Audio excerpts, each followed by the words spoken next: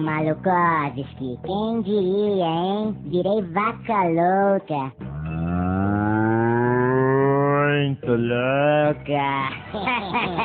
Por que tão dando maconha pra gente, hein? Porque se dessem cocaína, a gente produziria leite em pó, Não, papo sério. É que acharam essa plantação enorme e se destruíssem tudo, tipo, a gente não ia ter o que comer, tá ligada? Ligadaça e noiada. E se a polícia pegar a gente com o bagulho? A gente faz o mesmo que os malucos, engole. Putz, vamos ter um longo trabalho, Que onda? Cara, eu não tenho nem mais picanha, tenho piconha. E o leite, hein? Será que vai ficar sujeira?